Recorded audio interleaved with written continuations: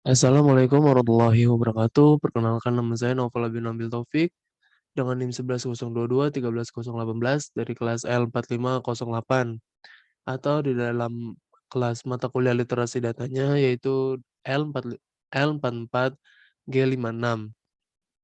Saya di sini akan atau berkesempatan untuk melakukan presentasi atau pemaparan terkait tugas UAS saya, yaitu dengan judul Pandemi COVID-19 di Indonesia.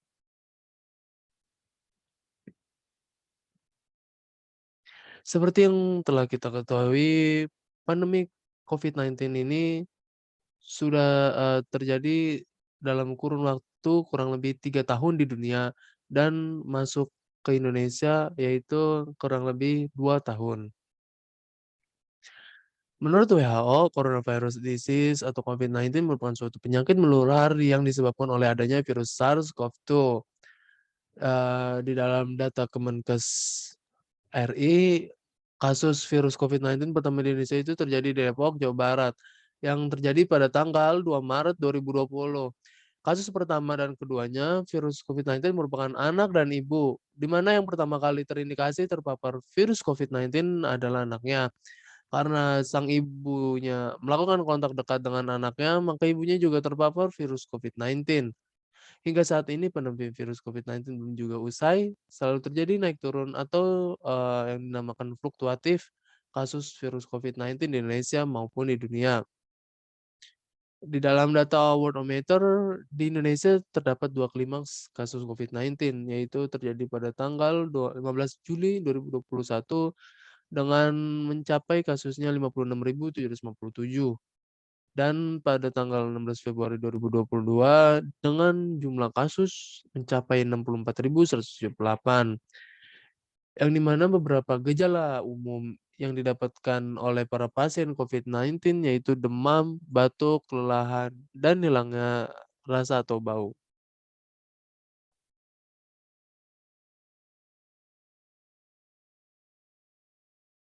Berikutnya yaitu, dalam riset atau laporan ini saya menentukan suatu pertanyaan yaitu, mengapa grafik kasus COVID-19 di Indonesia beberapa bulan mengalami fluktuatif?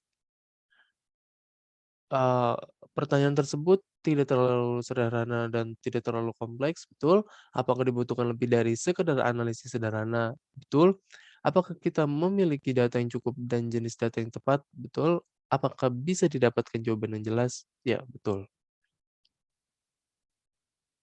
Dalam penelitian ini saya, mengambil 11 variabel, yang di mana 11 variabel tersebut yaitu ada umur, apakah pernah terpapar COVID-19, berapa kali sudah divaksin, lalu berapa kali rata-rata berolahraga dalam sebulan, berapa kali rata-rata makan dalam sehari, apakah selalu makan dengan sayur ketika makan sehari-hari, lalu apakah memakan buah setiap hari, ke-8 apakah meminum vitamin setiap hari, yang ke-9 bagaimana sistem pembelajaran di sekolah atau universitas saat ini, ke-10 apakah selalu menaati protokol kesehatan yang telah diperintahkan oleh pemerintah, dan yang terakhir, apakah warga di sekitar lingkungan rumah menaati protokol kesehatan yang telah diperintahkan oleh pemerintah.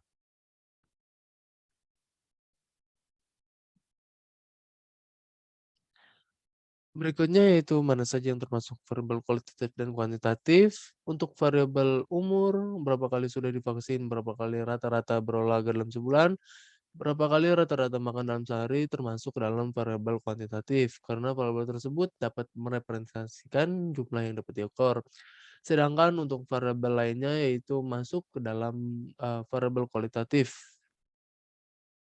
karena variabel tersebut nilainya tidak dapat diurutkan baik secara logis maupun alami. Berikutnya mana saja yang termasuk variabel diskrit dan atau kontinu, yaitu untuk variabel umur, berapa kali sudah divaksin, berapa kali rata-rata berolahraga dalam sebulan, berapa kali rata-rata makan dalam sehari, termasuk dalam variabel kontinu. Karena variabel tersebut nilainya bisa dalam bentuk angka yang tidak terbatas. Sedangkan untuk variabel lainnya termasuk ke dalam variabel diskrit karena nilainya dari variabel tersebut nilainya terbatas. Dan yang terakhir, mana saja yang masuk ke dalam skala nominal, ordinal, interval, atau rasio. Skala yang digunakan oleh variabel umur, berapa kali sudah divaksin, rata-rata berolahraga dalam sebulan, rata-rata makan dalam sehari, yaitu masuk dalam skala rasio. Kalau variabel tersebut nilainya diperoleh dengan cara pengurangan jarak antara dua titik skala sudah diketahui dan mempunyai titik nol absolut. Sedangkan variabel lainnya menggunakan skala ordinal karena variabel tersebut nilainya diperoleh dengan cara kategorisasi atau klasifikasi. Tetapi di antara nilai tersebut terdapat hubungan. Dalam pengumpulan datanya, eee, dalam menentukan metode pengumpulan datanya, yaitu metode pengumpulan data yang saya gunakan yaitu survei. Karena saya menggunakan kuesioner berisikan pertanyaan atau variabel yang nantinya diisi oleh para responden. Berikutnya jelaskan langkah-langkah pengumpulan datanya, yaitu pertama menentukan populasi, mencari data akurat unit populasi, memilih sampel yang representatif, lalu menentukan jumlah sampel yang memadai.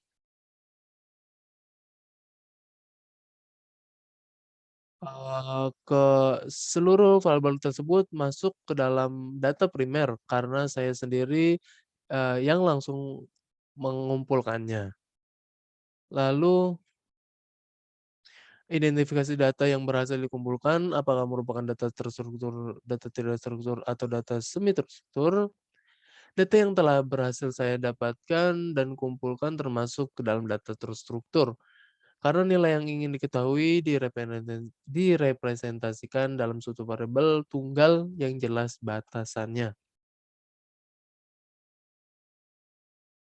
Lalu dalam evaluasi datanya, yang pertama itu komplit. Tersedianya seluruh variabel yang dibutuhkan, sudah. Mulai dari variabel umur, apakah pernah terpapar COVID-19, berapa kali sudah divaksin, berapa kali rata-rata berolahraga dalam sebulan, hingga apakah warga di sekitar lingkungan rumah menaati protokol kesehatan yang telah diperintahkan oleh pemerintah.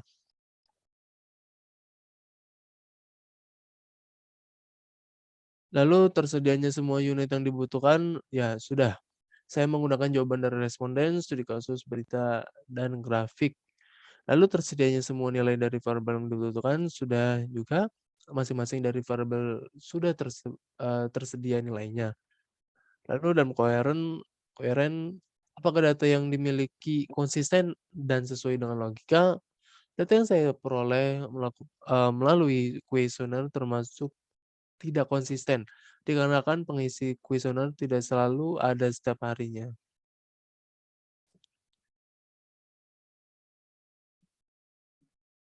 Lalu berikutnya untuk correct dan accountability, yang pertama correct.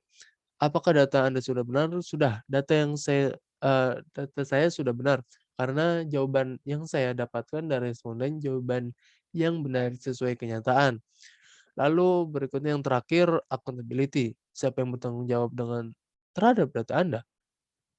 Eee, nah, yang bertanggung jawab terhadap data saya, yaitu, eee, saya yang bertanggung jawab terhadap data saya.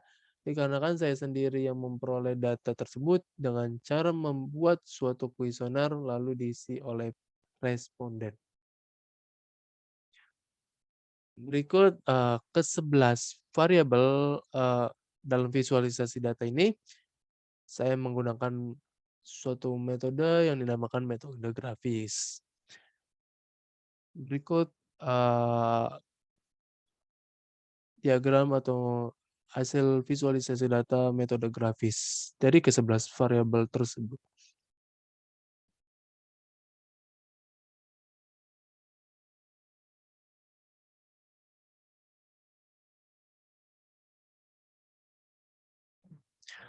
Berikutnya itu dalam visualisasi datanya, ukuran pemusatan data.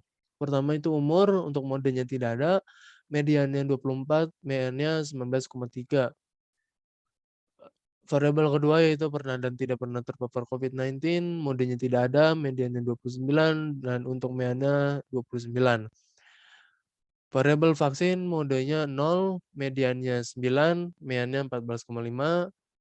Lalu berikutnya rata-rata berolahraga dalam sehari, maaf, rata-rata berolahraga dalam sebulan, modenya tidak ada, mediannya 14, lalu MIAN-nya 14,5. Rata-rata makan dalam sehari, modenya tidak ada, mediannya 14,5, MIAN-nya 14,5. Lalu makan sayur ketika makan sehari-hari, modenya tidak ada, mediannya 18, dan untuk MIAN-nya 19,3. Berikutnya, variabel-variabel berikutnya yaitu ada memakan buah setiap hari. Modenya tidak ada, mediannya 19, MIAN-nya 19,3. Lalu meminum vitamin setiap hari, modenya tidak ada, mediannya 8,5 dan MIAN-nya 14,5. Sistem pembelajaran di sekolah atau universitas, yaitu modenya tidak ada, mediannya 29 dan untuk MIAN-nya 29. Yang sebelum melatih protokol kesehatan, modenya tidak ada, mediannya 6 dan MIAN-nya 14,5. Lalu variabel terakhir yang saya gunakan yaitu warga di sekitar rumah menaati protokol kesehatan. Modenya tidak ada, mediannya 29 dan MIAN-nya 29.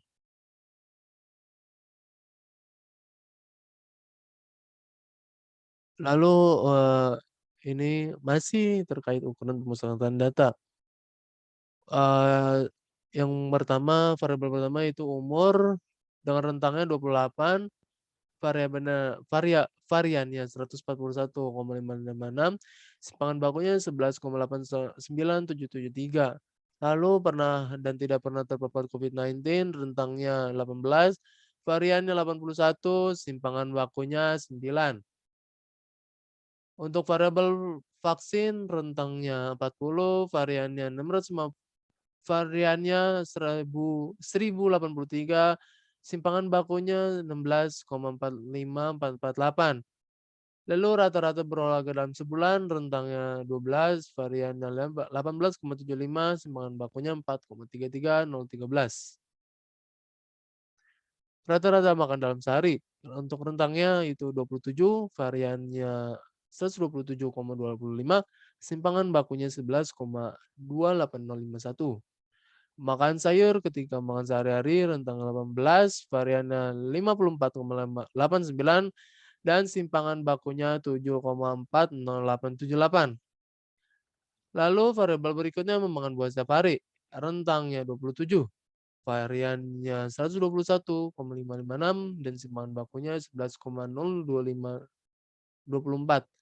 Meminum vitamin setiap hari, rentangnya 31, variannya 159,25 dan simpangan bakunya 12,61943. Lalu, variabel berikutnya, sistem pembelajaran di sekolah atau universitas. Rentangnya 38, variannya 361, dan simpangan bakunya 19. Menaati protokol kesehatan. Rentangnya 46, variannya 341,25, simpangan bakunya 18,47295. Lalu variabel terakhir yang saya gunakan yaitu warga di sekitar rumah menaati protokol kesehatan. Rentangnya 36, variannya 324, simpangan bakunya 18. Lalu, di sini terdapat uji statistik. Yang pertama yaitu hipotesis alternatif umur, yang di mana, dalam hipotesis alternatif umur ini kesimpulannya karena T0, sama dengan 0,04367347 lebih kecil dari nilai T 0,05,2 dan lebih besar dari minus T 0,05,2, maka gagal menolak H0. Berdasarkan hasil ini, maka dapat diambil kesimpulannya jika rata-rata persentase umur adalah sebesar 19%. Lalu, dalam uji statistik ini variabel yang kedua, hipotesis alternatif pernah dan tidak pernah terpapar COVID-19. Kesimpulan dalam variabel ini yaitu karena T0 sama dengan 0,03142696 lebih kecil dari nilai T 0,0,2 dan lebih besar dari minus T 0,05,2, maka gagal menolak H0. Berdasarkan hasil ini, maka dapat diambil kesimpulannya jika rata-rata persentase pernah dan tidak pernah terpapar COVID-19 adalah sebesar 29%. Lalu, variabel berikutnya yaitu hipotesis alternatif untuk vaksin. Dengan kesimpulan karena T 0,05, 263158 lebih kecil dari nilai T 0,05,2 dan lebih besar dari minus T 0,05,2, maka, gagal menolak H0.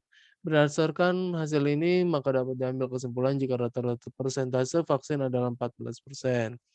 Lalu untuk, hipotesis alternatif rata-rata berolahraga dalam sebulan karena T0 sama dengan 0,1999986 lebih kecil dari nilai T 0,05,2 dan lebih besar dari minus T 0,05,2, maka gagal menolak H0.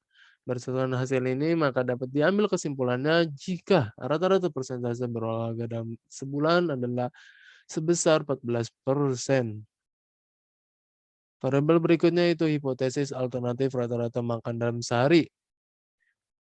Dengan kesimpulan dari variabel ini karena T0 sama dengan 0,07677183 lebih kecil dari nilai T 0,05,2 dan lebih besar dari minus T 0,05,2, maka gagal menolak H0. Berdasarkan hasil ini, maka dapat diambil kesimpulannya jika rata-rata persentase makan dalam sehari adalah sebesar 14%. Berikutnya yaitu, hipotesis alternatif makan sayur ketika makan sehari-hari, karena T0 sama dengan 0,05726503 lebih kecil dari nilai T 0,05,2 dan lebih besar dari minus T 0,05,2, maka gagal menolak H0. Berdasarkan hasil ini, maka dapat diambil kesimpulan jika rata-rata persentase makan sayur ketika makan sehari-hari adalah 19%.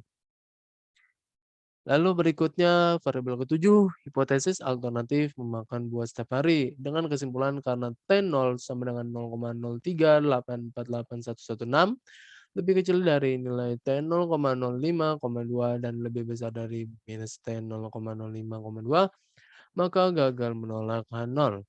Berdasarkan hasil ini, maka dapat diambil kesimpulan jika rata-rata persentase memakan buah setiap hari adalah sebesar 19%.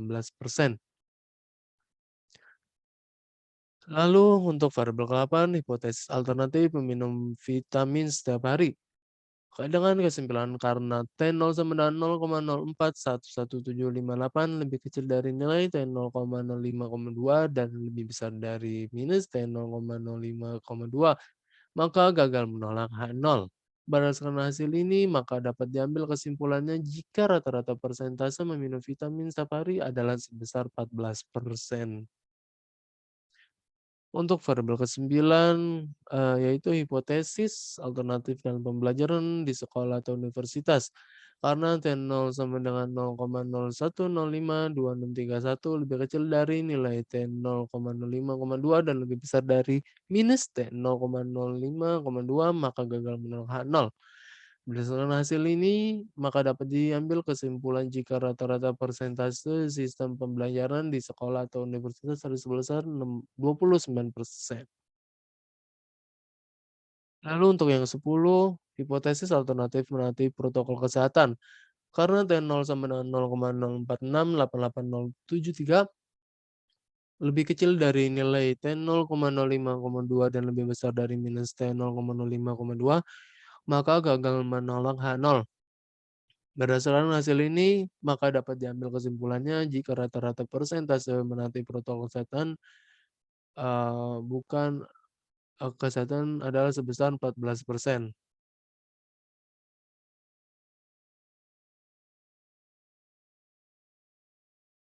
Lalu untuk yang ke-11, hipotesis alternatif warga di sekitar rumah menaati protokol kesehatan. Yang terakhir ini, dengan kesimpulan karena T0 sama dengan 0,027 lebih kecil dari nilai T 0,05,2 dan lebih besar dari minus T 0,05,2, maka gagal menolak H0. Berdasarkan hasil ini, maka dapat diambil kesimpulan jika rata-rata persentase warga di sekitar rumah menaati protokol kesehatan adalah sebesar 29%.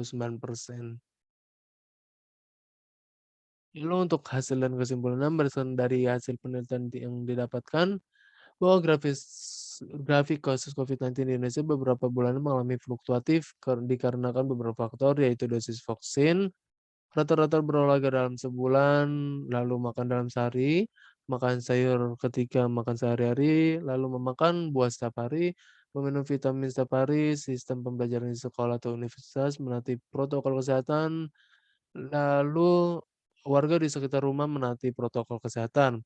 Seluruh faktor-faktor tersebut mempengaruhi adanya kasus COVID-19 di Indonesia beberapa bulannya yang mengalami fluktuatif. Eee, Lalu seperti pada faktor meminum vitamin setiap hari didapatkan T0-nya itu 0,04111758. Angka tersebut lebih kecil dari nilai T 0,05,2 dan lebih besar dari minus T 0,05,2. Maka gagal menolak H0 dengan hasil tersebut membuktikan bahwa validnya faktor-faktor, tersebut. Kurang lebih terima kasih atas perhatiannya, kurang lebihnya mohon maaf, eee, wabillahi taufiq wal hidayah, wassalamualaikum warahmatullahi wabarakatuh.